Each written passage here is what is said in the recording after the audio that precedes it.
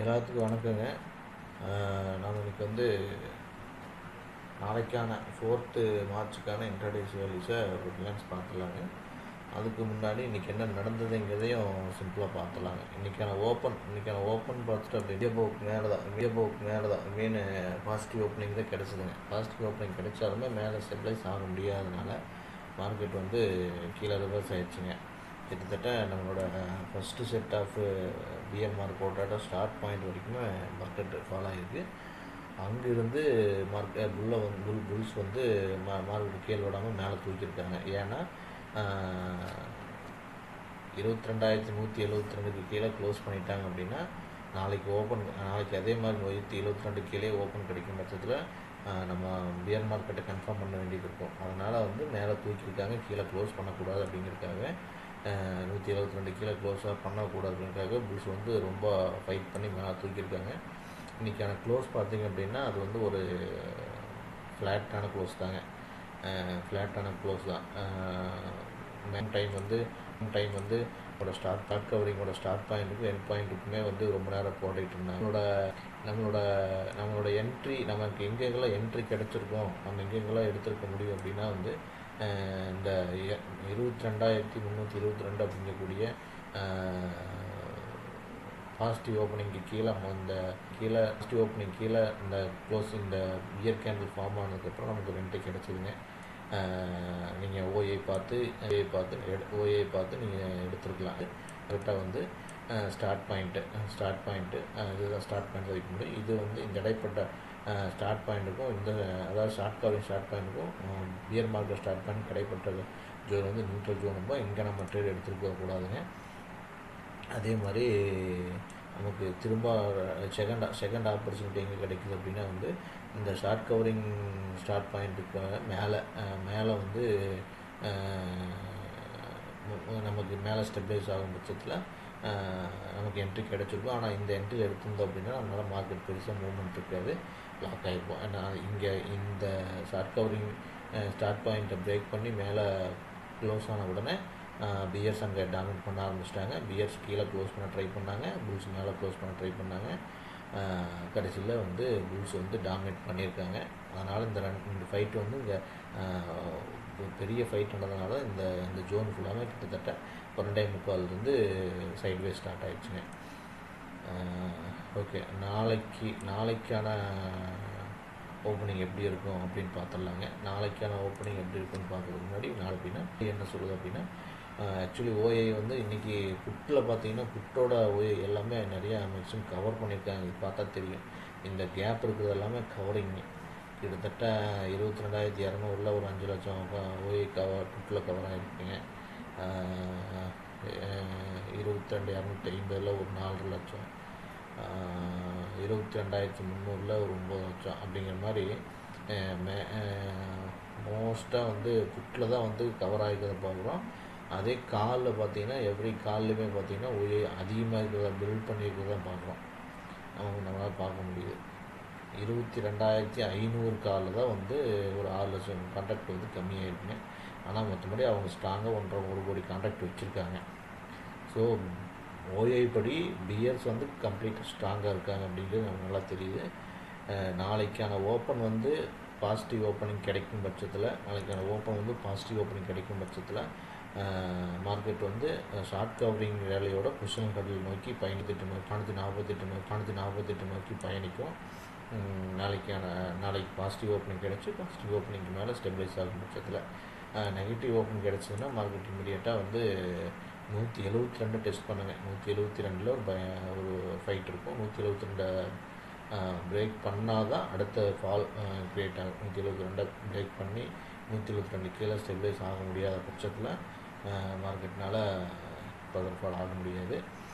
ஓஏயும் அதே மாதிரி தான். ஓஏ கிட்டத்தட்ட உங்களுக்கு எது வரைக்கும் call side down side positions வச்சுருக்காங்க அப்படின்னா 21,900 வரைக்கும் பொசிஷன்ஸ் இருக்குங்க. 850 ஓகே 900 வரைக்குமே பொசிஷன்ஸ் வச்சுருக்காங்க. கீழே 21,900 அப்படிங்கிறது உங்களுக்கு எது வரைக்கும் வரும் அப்படின்னா 900ங்கிறது பொசிஷன் ஹெடல்.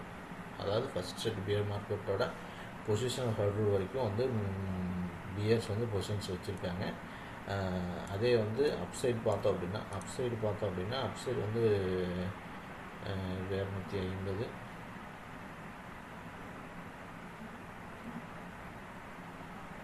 300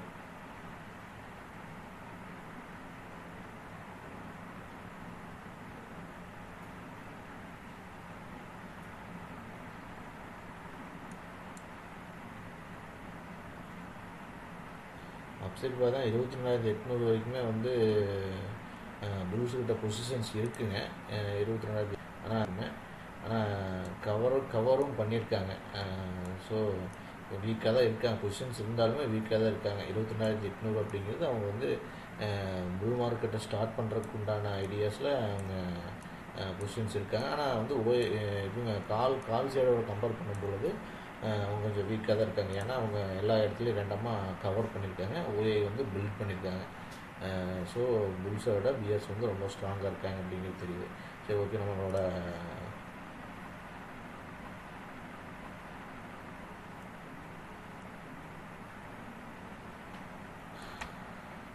நாளைக்கான லெவல்ஸை பார்த்துடலாங்க. நாளைக்கான லெவல்ஸ் அப்படின்னு பார்த்துட்டு அப்படின்னா பாசிட்டிவ் ஓப்பனிங் அப்படின்னு எடுத்துகிட்டு அப்படின்னா 22,322 பாசிட்டிவ் ஓப்பனிங்காக இருக்குங்க.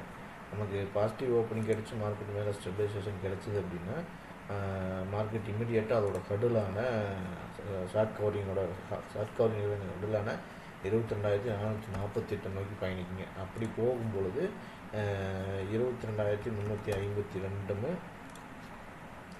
22,512 வந்து நமக்கு 23,552 22,402 இந்த ரெண்டுமே வந்து